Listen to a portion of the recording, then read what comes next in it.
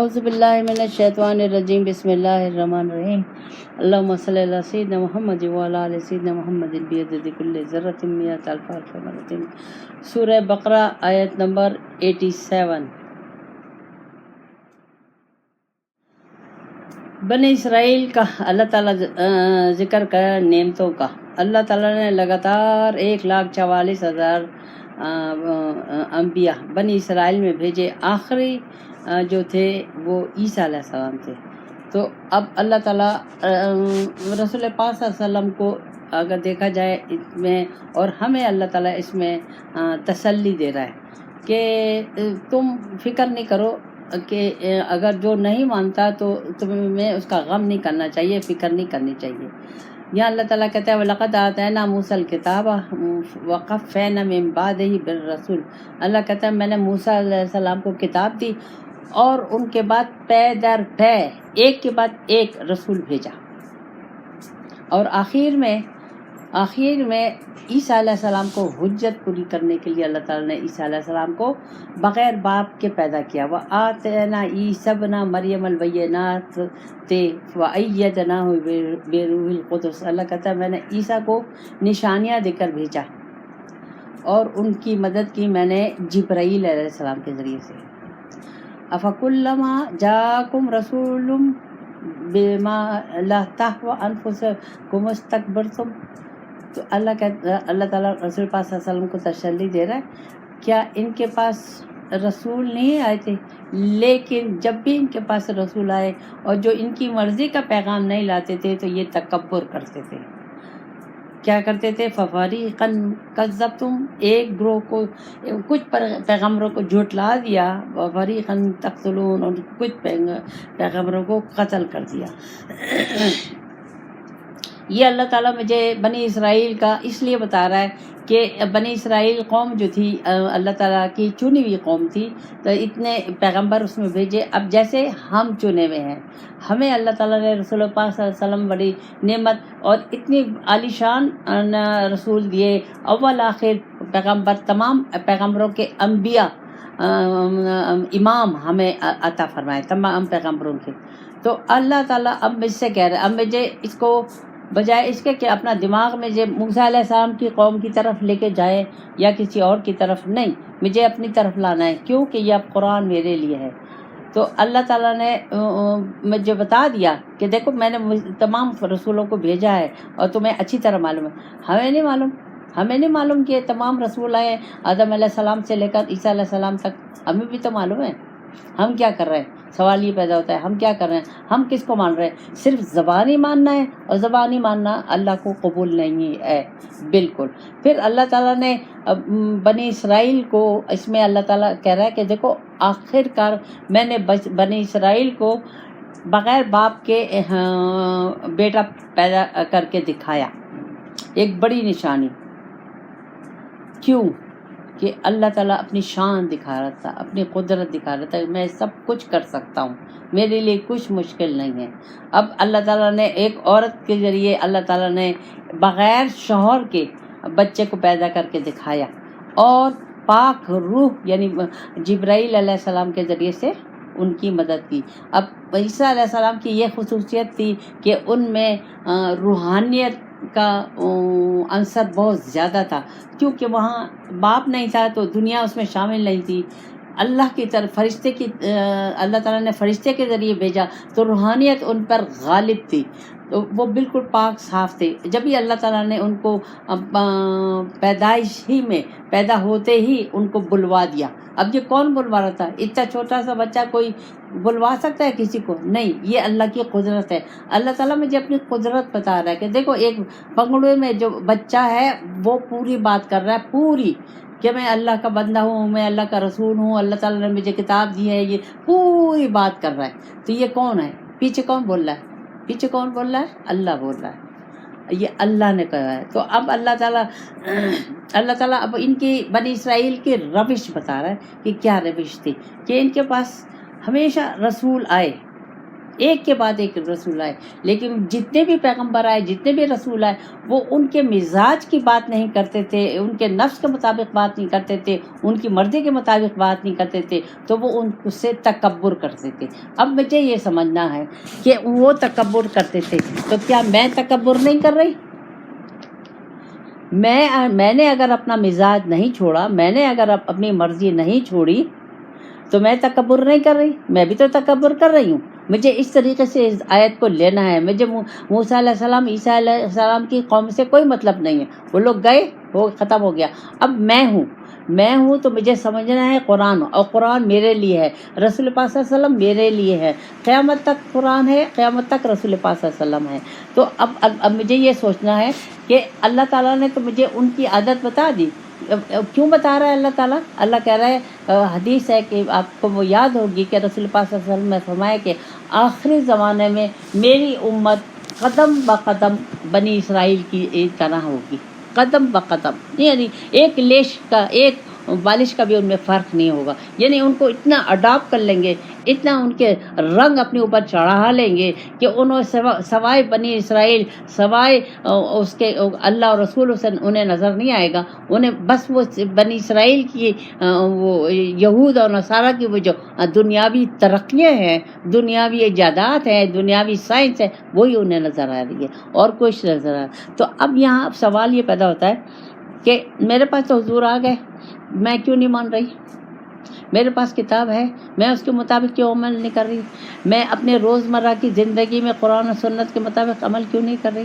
میں گھر کی عورت ہوں، باہر کی نہیں ہوں، چلو میں گھر کی عورت ہوں، گھر میں رہتی ہوں، بچے ہیں، شوہر ہے، ماں باپ ہیں، سب رشتہ دار ہیں، میں کیوں نہیں اللہ اور رسول کے حکم کے مطابق چل رہی؟ میں نے کیوں اپنی مرضی شامل کی ہوئی ہے اللہ کی باتوں میں؟ اللہ کے آگے میں اپنی مرضی کیوں رکھ رہی ہوں؟ اپنی خواہش کو کیوں رکھ رہی ہوں؟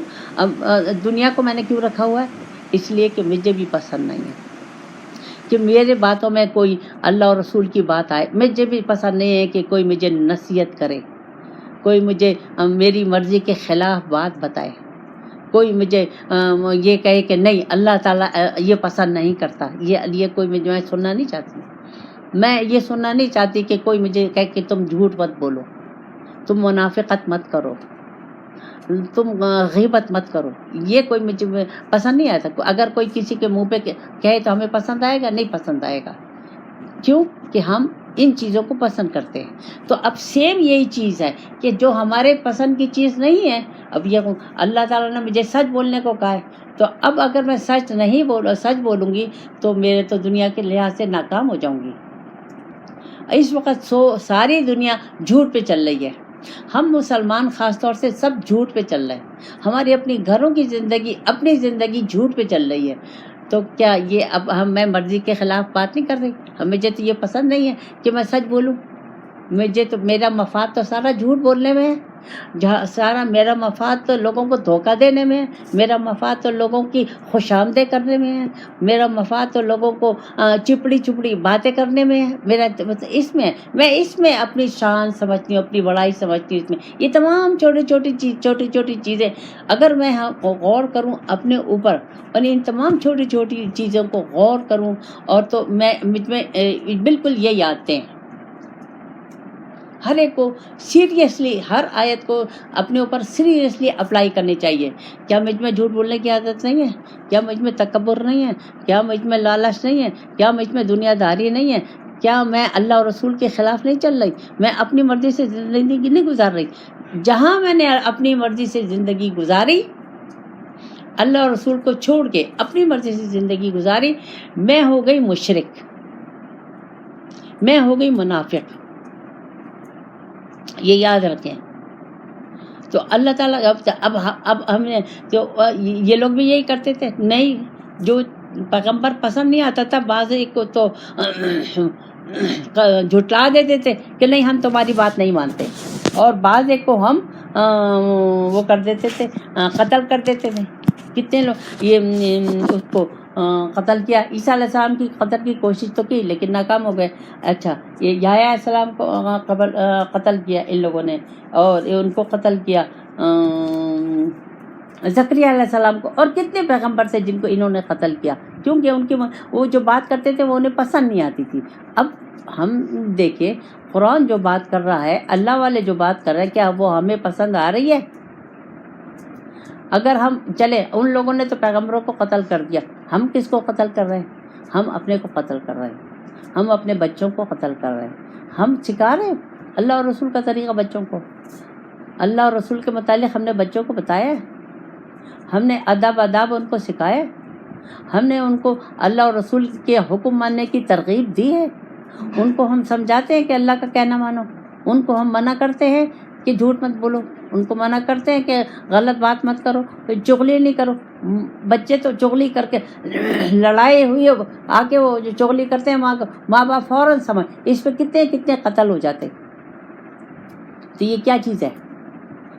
یہ وہی ہے جو انہوں نے کیا، اب ہم کر رہے ہیں۔ تو اب ہمیں عقل کے ہوش لینا ہے، ناخن لینے ہیں۔ کیوں کہ اللہ تعالیٰ نے مجھے کھول کے بتا دیا ان کی عادتیں، تو مجھے ان کے نقشے قدم پر نہیں چلنا۔ مجھے اگر بچنا ہے اور اللہ کا قرب حاصل کرنا ہے، اللہ کا دیدار حاصل کرنا ہے، تو مجھے رسول پاک صلی اللہ علیہ وسلم کا طریقہ لینا ہوگا اور اللہ والوں کا طریقہ لینا ہوگا۔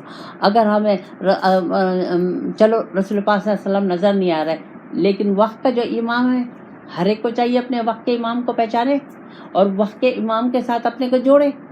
اگر وہ چاہتا ہے اللہ کا دیدار اور رسول پاک صلی اللہ علیہ وسلم کا قرب، تو وقت کے امام کے ساتھ اپنے کو جوڑے گا۔ اگر نہیں جوڑے گا، زبردستی تو ہے نہیں، مت جوڑو، مت مانو۔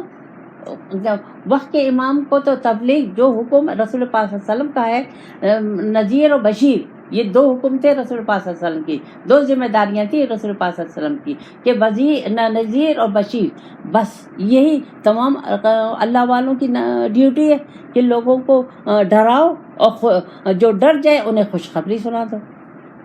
پھر اللہ تعالیٰ آگے فرماتا ہے ان کی بنی اسرائیل کی ایک اور عادت جو ہم لوگوں میں بہت زیادہ ہے۔ اچھا، اب وہ لوگ کیا کہتے تھے رسول پاک صلی اللہ علیہ وسلم کو؟ وقالوا قلوبنا غلف، ہمارے دلوں پہ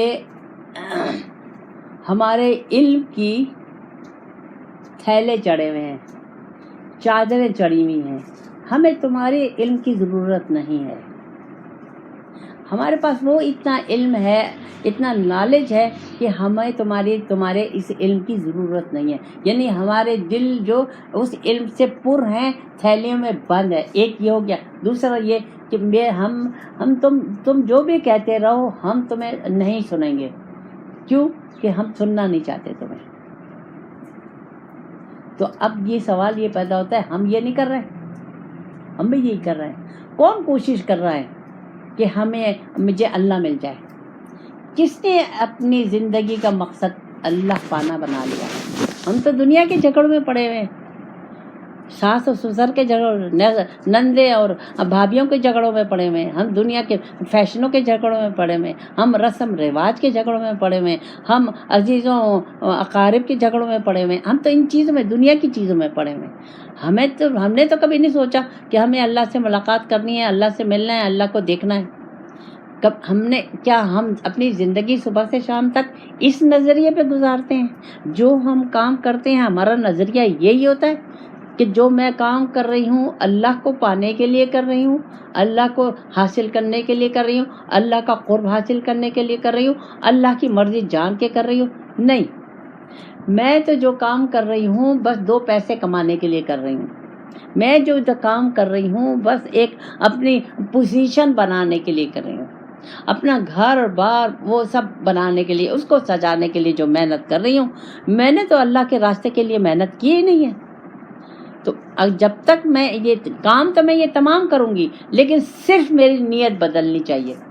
جس دن میری نیت بدل گئی، اس دن کام میں سے کچھ نہیں چھوٹے گا جو میں کر رہی ہوں۔ لیکن جب میری نیت بدل گئی تو وہی نیت کیا؟ اللہ کو پانا، اللہ کی رضا۔ جو میں کام کر رہی ہوں اللہ کو پانے کے لیے، اللہ کی رضا کے لیے، اللہ کے حکم کے مطابق کر رہی ہوں، کام وہی ہوں گے۔ نیت بدل گئی، اس کے برکتیں، اس کی رحمتیں بالکل بدل جائیں گی۔ ہمارا دل و دماغ بالکل فارغ ہو جائے گا، بالکل ہلکا ہو جائے گا، ہمارے کندھوں سے بوجھ ہٹ جائے گا، ہمارا دل ہلکا ہو جائے گا، ہمارے دماغ ہلکے ہو جائیں گے، اور ہر وقت ہم محنت وہی کر رہے ہوں گے، لیکن ایک اللہ اور رسول کی محبت اور عشق کے راہ میں بہتے ہوئے، ہر وقت اللہ اور رسول کا عشق ہمارے سر پہ سوار ہوگا، اس کو راضی کرنے کے لیے۔ کام دنیا کے ہے، اب یہ نہیں کہ میں وظیفے کر رہی ہوں یا مراقبے کر رہی ہوں یا حج عمرے پہ رمضان میں عمروں پہ جا رہی ہوں، نہیں، میں گھر میں ہی کام کر رہی ہوں، گھر میں ہی جھاڑو پوچھا کر رہی ہوں، گھر ہی میں شوہر کی خدمت، بچوں کی خدمت کر رہی ہوں، نیت میری بدل گئی۔ کیوں؟ یہ اس لیے کہ اللہ کہتا ہے، حدیث ہے کہ تمام اعمال کا دار و مدار نیت پر ہے۔ اگر میں اب اس چیز کو سمجھے، اس نقطے کو سمجھے، میری نیت ہے اللہ کو پانے کی، اللہ کا قرب حاصل کرنے کی، اللہ کا دیدار۔ اب اس کے لیے میں اللہ کو جاننے کی کوشش میں لگ گئی، میں دیکھ رہی کہ کس چیز سے اللہ راضی ہوتا ہے، میرے کون سے عمل سے راضی ہوتا ہے، میں کون سا عمل کروں جس سے اللہ راضی ہوگا۔ عمل میں دنیا کے کر رہی ہوں، لیکن میری نیت چینج ہو گئی، میرے خیالات چینج ہوتے جائیں گے، میرے سامنے سب اللہ رسول کی ناراضگی کے واقعات سامنے آتے جائیں گے، میں نقطوں کو سمجھتی چلی جاؤں گی، اور جو اللہ کی رضا کی طریقہ ہوگا وہ میں لیتی چلی جاؤں گی۔ کام میں یہی کروں گی، کام میرے بدلیں گے نہیں، یہ یاد رکھیں۔ اگر میری اللہ کی نیت نہیں ہے، اللہ کے پانے کی نیت نہیں ہے، اور میں روزے رکھ رہی ہوں، میں عمرے کر رہی ہوں، میں وظیفے کر رہی ہوں، میں حج عمرے کر رہی ہوں، یا میں خیرات کر رہی ہوں، یا لوگوں کی خدمت کر رہی ہوں، فائدہ 0/0 ہوگا۔ کیوں؟ کہ نیت تو آپ کی دنیا کی ہے، اللہ کی تو نہیں ہے۔ صرف نیت کو چینج کرنا ہے، اس میں خلوص، اس کو خالص کرنا ہے، اس میں خالص، اتنا خالص کرنا ہے کہ دنیا سے نظر ہٹا لو، نظر اللہ پہ، اللہ کے ساتھ جوڑ لو۔ کیوں؟ کہ وہ خالق ہے، وہ مالک ہے، وہ رازق ہے، وہ محبت دینے والا، وہ عزت دینے، وہ سب کچھ کرنے والا ہے۔ اب دیکھیں اس وقت کیا یہ حالات، اس وقت پاکستان میں کیا حالات ہوئے، یہ کون ہے، اس کے پیچھے کون ہے؟ اس کے پیچھے اللہ ہے، وہ جانتا ہے، وہی کر رہا ہے، وہ حکمتیں جانتا ہے، ہم نہیں جانتے۔ ہمیں صرف اللہ پہ توکل کرنا ہے اور اپنے کو سیدھا رکھنا ہے، اپنے کو صراط المستقیم پہ چلانا ہے، اپنے کو ادھر ادھر سے نہیں کرنا، پریشان نہیں ہونا، کسی چیز سے پریشان نہیں ہونا، کیونکہ جائیں گے کہاں؟ اللہ کے پاس جائیں گے۔ جواب تو ہمیں وہاں دینا ہے، ہمیں دنیا والوں کو جواب نہیں دینا، ہمیں اللہ کو جواب دینا ہے۔ کام اس طریقے سے کیے جائیں کہ ہر جگہ میں جواب دے اللہ کے یہاں ہوں۔ تو جب میں یہ سوچوں گی کہ میں جواب دے اللہ کے ہوں، میرا ڈھنگ ہی چینج ہو جائے گا، میرا روش ہی چینج ہو جائے گی، میری زبان چینج ہو جائے گی، میرے معاملات چینج ہو جائیں گے۔ کیوں؟ کہ وہاں میرے سامنے اللہ آ گیا، اللہ کا وہ خوف آ گیا، اللہ کی وہ محبت آ گئی، اللہ کی وہ رحمت آ گئی، رسول پاک صلی اللہ علیہ وسلم کا عشق آ گیا۔ وہ تو طریقہ تو میرے پاس رسول پاک صلی اللہ علیہ وسلم نے کر کے دکھا دیا ہے، طریقے میں تو کوئی شک و شبہ ہے ہی نہیں۔ اب ہم یہ کہیں کہ ہم کیسے کریں؟ تو ہمارے پاس تو رسول پاک صلی اللہ علیہ وسلم ہے، اور پھر اللہ تعالیٰ نے قیامت تک اپنے وقت کے امام بھیجے گا ہماری تربیت کرنے کے لیے، ہمارے تزکیہ نفس کرنے کے لیے، ہمارا دل و دماغ کی اور نفس کی صفائی کرنے کے لیے قیامت تک لوگ آتے رہیں گے۔ جستجو کی ہے، تلاش کیا ہے، جب تک جستجو نہیں ہوگی، تلاش نہیں ہوگی، طلب نہیں ہوگا، نہیں ملے گا۔ پھر اللہ تعالیٰ، اچھا اب جب ہم کوئی اچھی بات کہتے ہیں نا تو ہم کہتے ہیں نو نو نو نو نو، مجھے معلوم ہے، مجھے معلوم ہے، مجھے معلوم ہے، مجھے معلوم ہے کیا صحیح ہے۔ تو اس کا کیا مطلب ہوا؟ اس کا مطلب یہ ہوا نہیں مجھے معلوم ہے، میں سب جانتی ہوں، لیکن کروں گی میں وہی جو میں کروں گی، جو میرا دل چاہے گا۔ میں تمہیں نہیں سن رہی، میں تمہاری نصیحت نہیں سن رہی، میں تمہاری باتیں نہیں سن رہی ہے۔ اب جو نصیحت کرنے والا وہ کس کی نصیحت، کس کی باتیں بتا رہا ہے؟ اللہ اور رسول کی۔ تو وہ میرے دل کو اچھی نہیں لگ رہی، وہ مجھے پسند نہیں آ رہی، کیونکہ وہ میرے اسٹیٹس کے خلاف ہے، کیونکہ وہ میرے مزاج کے خلاف ہے، کیونکہ وہ میری طبیعت کے خلاف ہے، وہ میری اس باتوں کے خلاف ہے۔ اس میں مجھے کوئی فائدہ نظر نہیں آ رہا، اس میں مجھے کوئی اپنے آگے اسٹیٹس نظر نہیں آ رہا، اس میں مجھے کوئی کامیابی نظر نہیں آ رہی۔ تو یہ ہے، ہم لوگ اس طرح کہتے ہیں۔ تو ہمارے دل بھی غلافوں میں بند ہیں، بالکل۔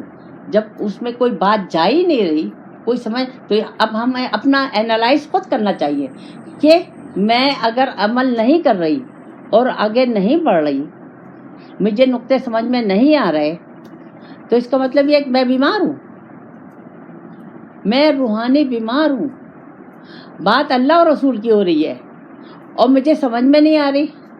بات اللہ اور رسول کی ہو رہی ہے، مجھے مشکل لگ رہی ہے کرنا کہ اب نہیں ہو سکتا، زمانہ بدل گیا ہے، سائنس نے ترقی کر لی ہے، ماڈرن زمانہ ہے، میرے گھر کے حالات ایسے نہیں ہیں، میرے لوگ ایسے نہیں ہیں. یہ تمام ساری حجتیں اور باتیں ہیں جو ہم آپس میں دلیل سامنے رکھتے ہیں، لیکن اللہ کے آگے کوئی چیز نہیں چلے گی.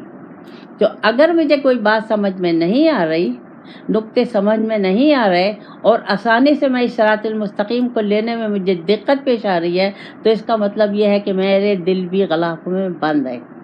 تو اللہ کہتا ہے اس کا جواب پھر اللہ بڑا اچھا دیتا ہے. اللہ کہتا ہے وَلَّعَنَهُمُ اللَّهُ بِكُفْرِهِمْ فَقَلِيلًا مَا يُؤْمِنُونَ. اللہ کہتا ہے یہ وجہ نہیں ہے، وجہ یہ ہے کہ میں نے ان کو اپنی رحمت سے دور کر دیا. جاؤ، نہیں سمجھتے تو مت سمجھو، نہیں مانتے تو مت مانو. اب جب اللہ نے اپنی رحمت کا ہاتھ میرے سر سے اٹھا لیا تو مجھے کیا سمجھ میں آئے گی؟ تو جب اللہ کے رحمت، جب میں اللہ کی طرف جاؤں گی، بڑھوں گی، کوشش کروں گی، جد و جہد کروں گی، محنت کروں گی، اپنے کو وقف کروں گی، جبھی تو اللہ تعالیٰ کی رحمت کا ہاتھ میرے اوپر آئے گا، جبھی تو میرا دل و دماغ کھلے گا، جبھی تو اللہ اور رسول کی محبت آئے گی. ابھی مجھے نہیں سمجھ میں آ رہا، کہ اس لیے سمجھ میں نہیں آ رہا کہ اللہ کا رحمت کا ہاتھ میرے اوپر نہیں ہے، کیونکہ میں چاہتی نہیں ہوں. اللہ چاہتا ہے، کیونکہ اللہ نے چاہتا ہے جبھی تو میں اپنا محبوب دیا، چاہتا ہے جبھی تو مجھے قرآن دیا، ایک ایک نقطے مجھے سمجھائے، لینے کے طریقے سمجھائے، انکار کرنے کے نقصانات سمجھائے، ایک ایک چیز نقطہ مجھے سمجھا رہا ہے. اللہ تو چاہتا ہے لیکن میں نہیں چاہتی، تو جب تک میں نہیں چاہوں گی تو اللہ تعالیٰ بھی مجھ پہ فورس نہیں کرے گا، تو مجھ پہ سے وہ رحمت اٹھ جائے گی، مجھے وہ سمجھ ختم ہو جائے گی، سمجھ میں نہیں آئے گا نقطہ سمجھ میں نہیں آئے گا بالکل. تو یہی ہے بیکفریم کا مطلب انکار کرنا، کیونکہ میں چاہ نہیں رہی، میں اس راستے پہ آنا نہیں چاہ رہی، میں اس کے مطابق عمل کرنا نہیں چاہ رہی، میں اپنے دنیا کو چھوڑنا نہیں چاہ رہی، دنیا کی چیزوں کو چھوڑنا نہیں چاہ رہی، تو میں انکار کر رہی ہوں. تو میرے انکار کی وجہ سے اللہ تعالیٰ نے ایک یہ کیا کہ اپنی رحمت کا ہاتھ میرے سر سے ہٹا لیا. لیکن بہت تھوڑے ہوں گے جو لے لیں گے، تو اب ہمیں کوشش کرنی چاہیے کہ ان تھوڑوں میں ہم بھی شامل ہو جائیں. تو ایسے تو شامل نہیں ہو سکتے جب تک ہم اپنی زندگی کو وقف نہ کریں. اب میں الفاظ استعمال کروں وقف کرنے کی، اس کی گہرائی میں جائیں کہ وقف کسے کہتے ہیں. ہمیں اپنی زندگی اللہ کے لیے وقف کرنی ہے. اس وقت ہم نے اپنی زندگی اپنے لیے وقف کی ہوئی ہے.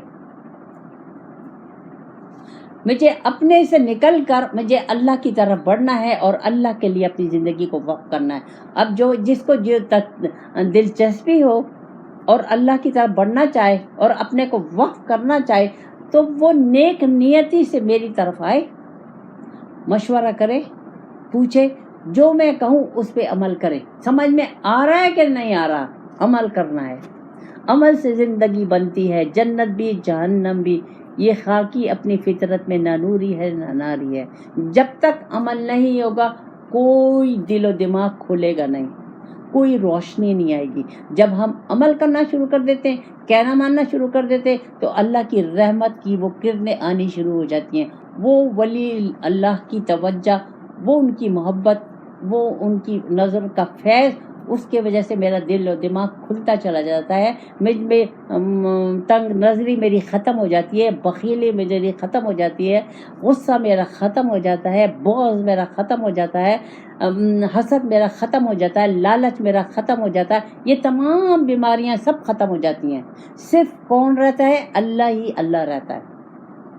ہر وقت اللہ ہی اللہ رہتا ہے. جو کر رہا ہے اللہ کے لیے کر رہا ہے. بس اپنی زندگی کی نفی کر دی. اسے کہتے ہیں وقف کرنا. اپنی زندگی، اپنی خواہش کی، سب کی نفی کر دی. اب کچھ نہیں چاہیے. کوئی چیز نہیں چاہیے، جو دیتا جائے وہ خوشی سے لیتے جائیں، دنیا کے پیچھے پڑنے کی ضرورت نہیں ہے۔ اللہ تعالیٰ نے مجھے دنیا کے لیے نہیں پیدا کیا، اللہ تعالیٰ نے مجھے اپنے لیے پیدا کیا، مجھے اللہ کے پیچھے پڑنا ہے، اللہ کو لینا ہے، اللہ سے اللہ کو لینا ہے۔ اس وقت تو زبانی تو ہمارا اللہ اللہ ہے، لیکن ویسے ہے ہم گاؤں زبان کیا کہتے ہیں۔ اچھا، پھر اللہ تعالیٰ فرماتا ہے،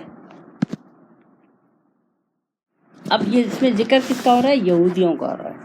ہوا کیا تھا کہ یہودی مصر سے بنی اسرائیل جو تھے، مار کھاتے کھاتے، شام میں مار کھائیں، ایران میں بھی مار کھائیں، سب جگہ مار کھاتے کھاتے آخر انہیں سمجھ میں نہیں آیا کریں تو کیا کریں، کہاں جائیں، ہمارا دین ختم ہو گیا، سب کچھ ختم ہو گیا، ہم تباہ و برباد ہو گئے، ہر ایک سے شکست کھاتے رہے۔ تو ان کی کتابوں میں رسول پاک صلی اللہ علیہ وسلم کے بارے میں لکھا ہوتا کہ ایک نبی آئے گا، وہ سیف تلوار ہوگا، اللہ کی تلوار ہوگا، اور اس کا ہجرت کی جگہ مدینہ ہوگی۔ تو یہ تمام یہودی، کیونکہ وہ تو جانتے تھے کتابیں تو پیغمبر تو ان کے پاس آتے رہے، کتابیں تورات، زبور، انجیل سب ان کے پاس تھی، اس میں حضور کا نام لکھا ہوا تھا، پیدائش بھی لکھا ہوا تھا، ہجرت کی جگہ بھی لکھی تھی، ساری تفصیلات لکھی ہوئی تھی، اور آخری وہ مدینہ میں ہوں۔ تو یہ لوگ سب مدینہ آ گئے کہ چلو مدینہ چلتے ہیں، وہ نبی آئے گا تو ہم ان پر فوراً ایمان لے آئیں گے۔ یہ وہ مدینہ آ گئے۔ جب رسول پاک صلی اللہ علیہ وسلم ہجرت کر کے آئے تو پھر کیا ہوا؟ نہیں مانا۔ اب یہ سمجھنے کی بات ہے کہ مانا کیوں نہیں۔ اللہ تعالیٰ فرماتا ہے فلما جاءہم کتاب من عند اللہ، آ گیا جب ان کے پاس وہ کتاب اللہ کی طرف سے، کیا؟ قرآن، مصدقا لما جو تصدیق کرتی ہے ان کی کتاب کی، یعنی ان کے پاس جب رسول پاک صلی اللہ علیہ وسلم آئے، قرآن آیا، تو جو تصدیق کرتی تھی ان کی کتابیں تورات اور زبور، وَكَانُوا مِن قَبْلُ يَسْتَفْتِحُونَ عَلَى الَّذِينَ، اور یہ دعائیں مانگا کرتے تھے کہ وہ نبی آئے گا تو ہم ان پر ان کی ذریعے سے فتح، ظاہر ان کا جو گروپ میں جو لوگ ہوں گے، ان کے ساتھ جو صحابہ جو ساتھی ہوں گے، وہ کامیابی حاصل کریں گے۔ تو کہا ہم بھی جائیں گے، وہاں مدینہ جاتے ہیں اور ان کے ساتھ ایمان لائیں گے اور ہم بھی کامیابی، دعائیں مانگا کرتے تھے سب الذین کفروا، لیکن جب آ گیا تو انکار کر دیا۔ کیوں انکار کیا؟ فلما جاءہم ما عرفوا کفروا، پہچان گئے، جب آ گئے رسول پاک ان کے پاس، پہچان گئے کہ یہ وہی نبی ہیں، لیکن انکار کر دیا۔ بہی لعنت اللہ علی الکافرین، لعنت ہے اللہ کی انکار کرنے والوں پر۔ اب یہ میں آیت کو میں اپنے اوپر، مجھے یہودیوں سے مطلب نہیں ہے، مجھے اپنے سے مطلب ہے۔ اب میں اپنے لیے اس آیت کو سمجھتی ہوں۔ اب مجھے معلوم نہیں ہے، سب سے پہلے یہ سوال پیدا ہوتا ہے، مجھے معلوم نہیں ہے کہ رسول پاک صلی اللہ علیہ وسلم حق ہے موجود ہیں، قرآن حق ہے، اللہ تعالیٰ نے سچ بولنے کو کہا ہے، اللہ نے جھوٹ بولنے سے منع کیا ہے، اللہ تعالیٰ نے غیبت سے منع کیا ہے، چغلی سے منع کیا ہے، اللہ تعالیٰ نے حسد سے منع کیا ہے، اللہ تعالیٰ نے غیبت سے منع کیا ہے، اللہ تعالیٰ نے لوگوں کو تکلیف دینے سے منع کیا ہے، دنیا سے زیادہ محبت کرنے سے اللہ تعالیٰ نے منع کیا ہے۔ میں مان رہی ہوں، میں نہیں مان رہی ہوں، مجھے معلوم ہے کہ اللہ کو یہ چیزیں نہیں پسند، لیکن میں کر رہی ہوں۔ میں نے پہچان لیا حضور کو، لیکن اتنا ہی پہچانا کہ وہ رسول ہے آخری، بس، اس سے آگے میں نہیں پہچان رہی۔ کیوں؟ کہ میں عمل نہیں کرنا چاہ رہی۔ یہ اپنی اپنی حالت پہ، ہر ایک اس گروپ میں جو شامل ہے، ہر ایک اپنی اپنی حالت کو دیکھے۔ کیوں کہ ہم اکیلے جائیں گے اللہ کے آگے، اور اللہ تعالیٰ مجھ سے اکیلے پوچھے گا، مجھ سے اللہ تعالیٰ میرے شوہر کا نہیں پوچھے گا، میری ساس کا نہیں پوچھے گا، میرے بچوں کا نہیں پوچھے گا، میری کسی چیز کا نہیں پوچھے گا۔ اللہ تعالیٰ مجھ سے 5 سوال کرے گا اپنے سامنے کھڑے ہو کے۔ زندگی دی تھی، جوانی دی تھی، دولت دی تھی، اور نبی دیا تھا، کیا کیا؟ 5 سوال ہیں جو اللہ تعالیٰ میں سے پوچھے گا۔ اب میری ساری زندگی جو گھومتی ہے، وہ گھومنی چاہیے قرآن کی گرد، رسول پاک صلی اللہ علیہ وسلم کے گرد۔ میری گھوم رہی ہے کیا قرآن اور رسول پاک صاحب؟ نہیں، میری گھوم رہی ہے دنیا داری کی طرف. یہ تیری، یہ میری، یہ اس کی، یہ اس کی، یہ ایسا ہے، یہ ویسا ہے، یہ اس نے یہ کیا، اس نے یہ کیا، اس میں گزر رہی ہے. کبھی میں نے سوچا کہ میں مسلمان ہوں تو میں کیوں مسلمان ہوں، اور رسول پاک صلی اللہ علیہ وسلم میرے نبی ہیں تو کیوں نبی ہے میرے موسیٰ علیہ السلام کیوں نہیں نبی میرے، عیسیٰ علیہ السلام میرے نبی کیوں ہے اللہ اور میری کتاب اگر قرآن ہے تو زبور کیوں نہیں ہے میری. ایک بات ہے نا، سوچنا چاہیے نا، ہم تو ہم سوچتے ہی نہیں ہیں. تو اللہ کہتا ہے کہ اچھی طرح جانتے ہیں، اچھی طرح جانتے ہیں، تصدیق کرتی ہے قرآن کہ یہ قرآن جو ہے یہ اللہ کی کتاب ہے اور رسول پاک صلی اللہ علیہ وسلم حق ہیں، اللہ کے نبی ہیں. یہ ہم جانتے ہیں، ہاں جانتے ہیں. اور ہم دعائیں کرتے ہیں، ہم بھی تو دعائیں کرتے ہیں، ایمان کی دعا کر رہے ہیں ہم. آمنت باللہ وکتبہ ورسولہ کتنی دفعہ پڑھتے ہیں؟ سب پڑھتے ہیں، عمل کر رہے ہیں، عمل اس کے خلاف ہے. ہم رسول پاک صلی اللہ علیہ وسلم کو پہچانتے ہیں؟ ہم نہیں پہچانتے. جب تک میں ان کے رنگ میں نہیں اپنے کو رنگنے کی کوشش کروں گی، اس کا مطلب یہ میں بھی نہیں پہچانتی، میں بھی انکار کر رہی ہوں. اب یہ دیکھیں، یہ آیتیں اپنے اوپر فٹ کرنی ہیں. مجھے بنی اسرائیل سے، یہود اور نصارہ سے مطلب نہیں ہے، یہ قرآن میرے لیے ہے.